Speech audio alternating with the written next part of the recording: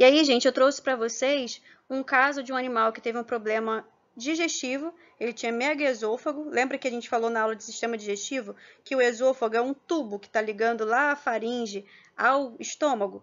Mas nesse caso aí, olha só, nessa imagem de radiografia contrastada, como que está o esôfago desse animal? Tá só um tubo? Não tá, tem uma bolsa ali, né, que é o que a gente chama de megaesôfago. Esse esôfago está dilatado. E essa dilatação, por que eu estou falando de sistema digestivo na aula de sistema cardiovascular? Porque nesses dois casos aí, porque foi um relato de caso de dois casos. Nesse relato de caso, eram animais que tinham persistência do quarto arco aórtico direito. Então, foram alterações congênitas que esses animais tiveram e que causaram alteração também no sistema digestivo, mas que foi primariamente um problema cardiovascular. Essas anomalias de anel vascular, gente, como a persistência do arco aórtico direito, são malformações congênitas dos principais vasos da base do coração, que por estarem em posições alteradas, comprimem o esôfago ou a traqueia, promovendo a obstrução física desses órgãos e provocando alterações digestivas ou respiratórias, dependendo do órgão que ele está comprimindo. Tanto a persistência do arco aórtico direito quanto o megaesôfago adquirido tem caráter hereditário em cães da raça pastor alemão e variantes da raça. Inclusive, nesses daí que a gente relatou, um era pastor alemão e o outro era pastor canadense.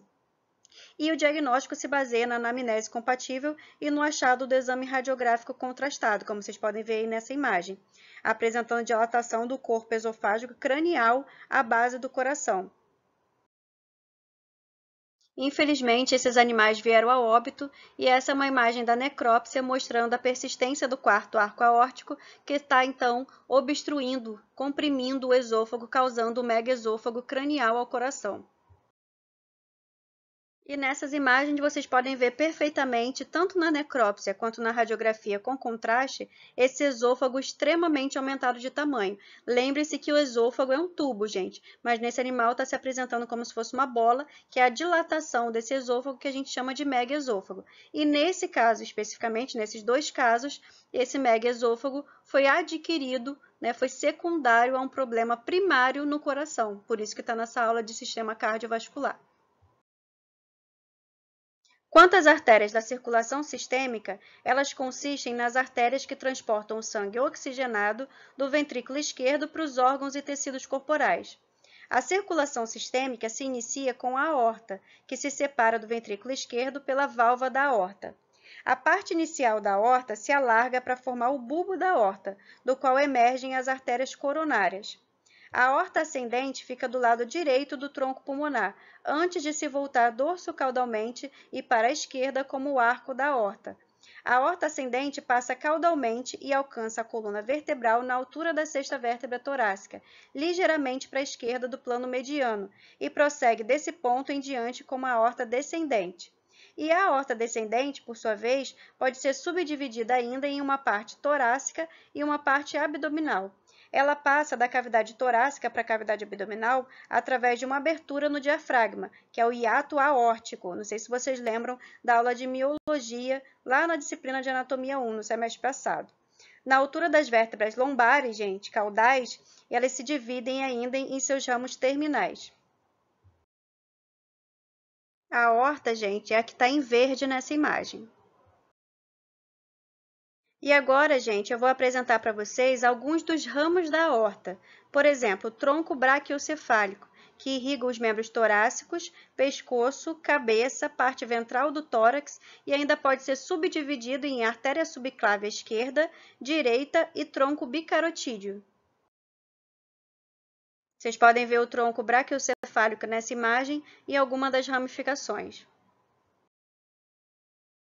A artéria subclávia, por sua vez, sofre várias outras divisões, como vocês podem ver, em tronco costo-cervical, que ainda se subdivide, artéria cervical profunda, artéria vertebral, cervical superficial, torácica interna, que também tem subdivisão, e artéria axilar, que também subdivide em artéria supraescapular, subescapular, que também tem subdivisão, tóraco dorsal e braquial. E por aí vai, gente, cada artéria sofrendo várias bifurcações.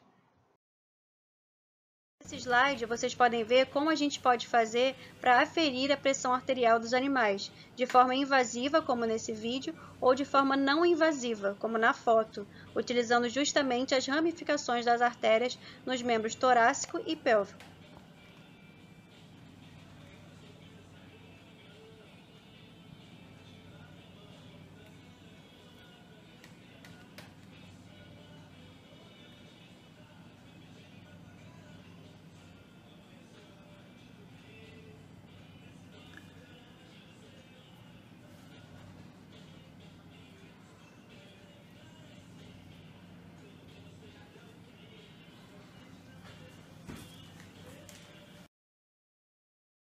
E a gente ainda nem falou da outra parte, que é o tronco bicarotídeo, que forma as carótidas comuns direita e esquerda.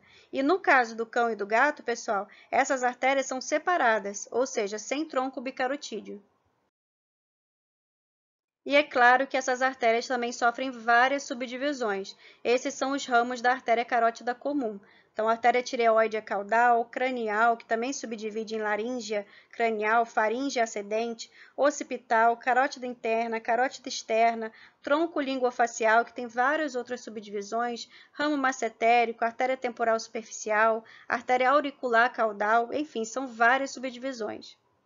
E uma das ramificações do tronco linguofacial, que eu acabei de mencionar, é a artéria facial. E aí nessas imagens vocês estão vendo a palpação do pulso dessa artéria facial no cavalo.